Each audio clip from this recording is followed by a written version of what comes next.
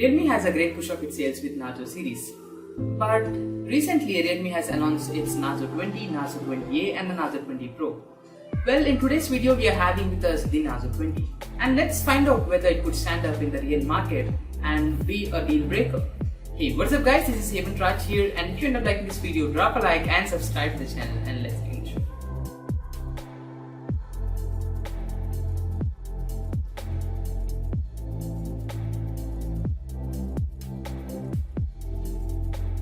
So yes, this is a complete review, which includes why you should be getting this phone and why you shouldn't. And it also includes my opinions and complete review of the phone after having it as my daily driver for around 1 week, I believe. So yeah, let's begin. So I would like to start off from the unboxing. So this one right here is the retail unit which I bought from Flipkart in the first sale, and I have been using the device right from there. So the box that it comes in is completely themed in yellow, just like other Realme phones, and the bold branding that is in the middle grabs the attention of the box. To the back of the box we have details of key specifications that are to be said a bit louder, and as usual the MRP that is inscribed right up here is actually higher than that we get. So it's about 12,999. The cost is 3.5k higher than what we get. Okay, now let's come back to the box contents. So in quick we have the phone packed up in polyurethane, and the information manuals with SIM ejector pin is all along.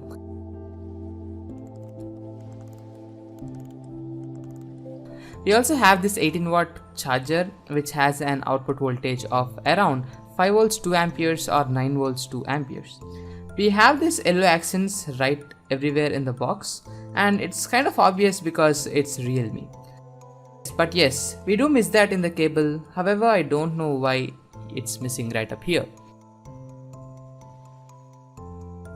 Let's start off from the design. Up front we have the 6.5-inch HD display with 720x1600 resolution, having an 270 pixels per inch and an aspect ratio of 20:9.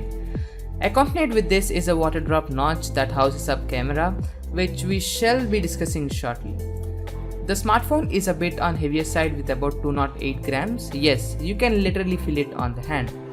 And coming to the back of the phone, we have this polycarbonate bag, and on top of it we have this V-textured look. Along with this we have this nano textured lines to improve the handling and grip of the phone. The back is separate from the frame, not completely, but by this sort of little embossed curve running all along the edges.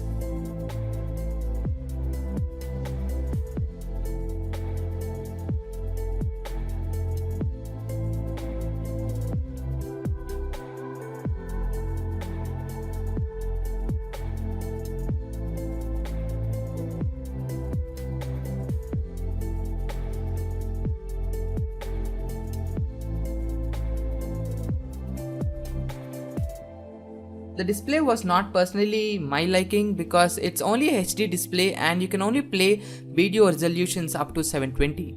Come on Realme, you could just decrease up some sort of screen size and would push up that resolution, it would be more than happy.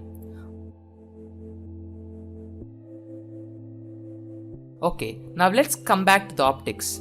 The Narzo 20 has triple camera setup in the square look, which you might be noticing very well in these days designs.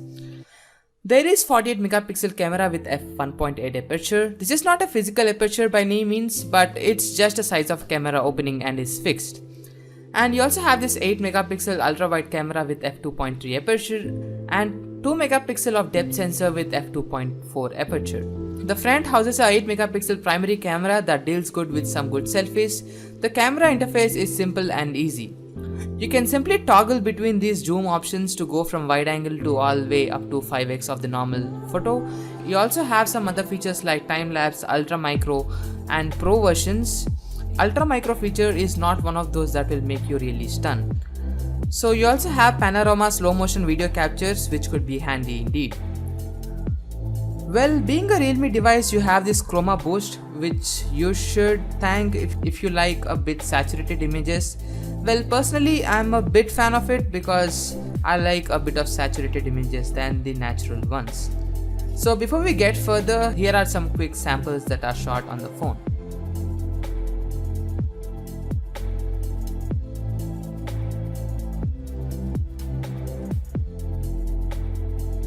The device has this triple tray slot which can house dual 4G SIM and an SD card.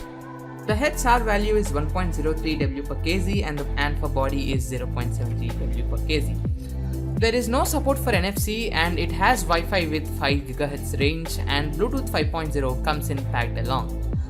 The call quality was good and there was like no network drops and there is neither of any other problems. The mobile data connectivity is also seamless without any interruptions.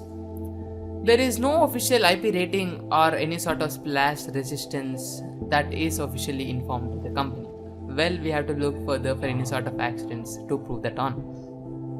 Coming up to the performance, this device runs on MediaTek Helio Z85, that is octa-core processor with 64-bit architecture on top of it. The device comes in only 4 gigs of RAM variant but has 2 storage variants, that is 64 GB and the 128 GB of storage. The overall task ran pretty good and smooth without any sort of lag or any sort of heating. A bit of heat can be observed as usual when the phone is fired up with heavy graphic games.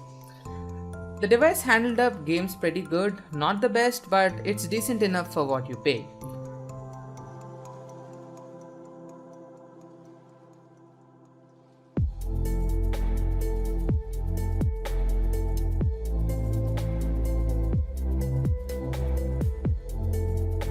The device runs on Realme UI 1.0, which is supported by Android 10.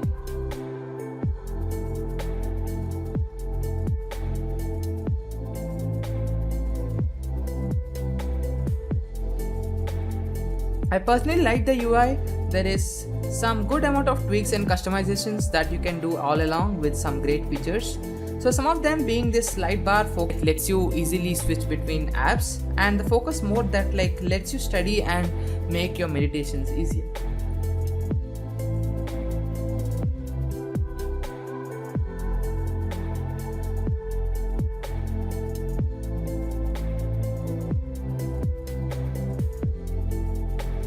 The super power saving mode and the reverse charging have been one of those favorite modes in the Realme UI, and the themes here however disappointed me a bit.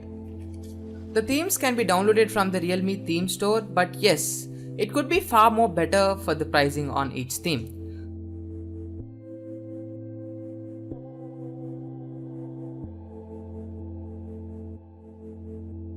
There are options to adjust the temperature of the display between the cool and the warm, and there is also digital well-being where you can monitor up between various apps and the duration you spend on it.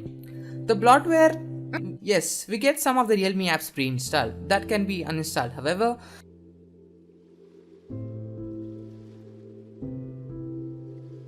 the speakers are decent enough, and here is a short demo of the same.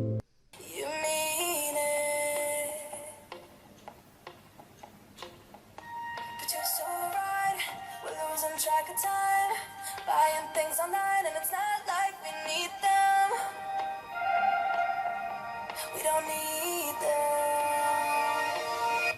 So can we just slow down? Yes, coming back to the security, the fingerprint reader here is quick and responsive, and the same goes with the face unlock.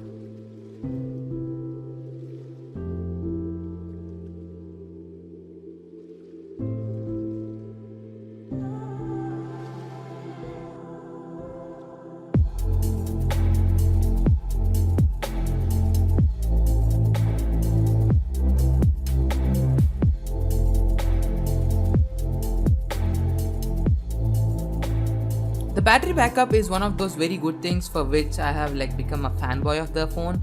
I was thinking to make a separate battery drain and a charge sesh very soon.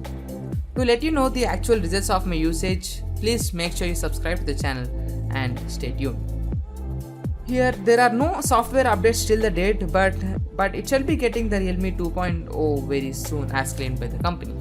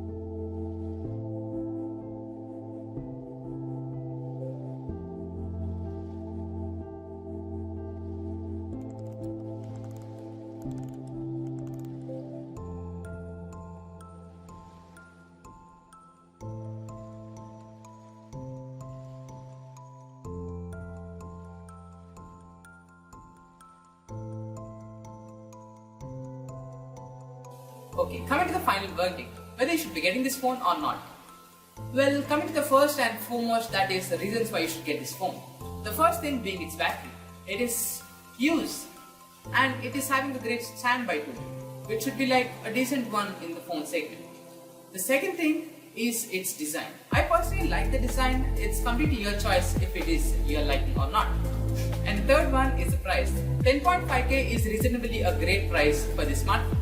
Coming to the things that have to be improved and should be better. The first one is the display. The display could be better.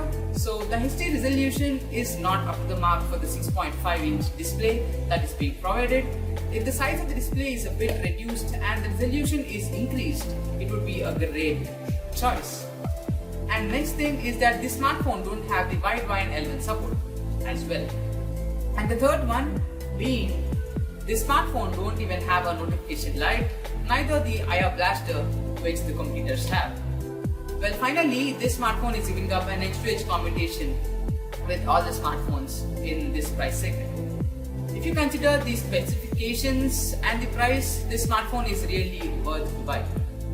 So if you end up liking this video, drop a like and subscribe to this channel guys. This is Narzo signing out for now and I'll catch you guys next time. Till then, peace out.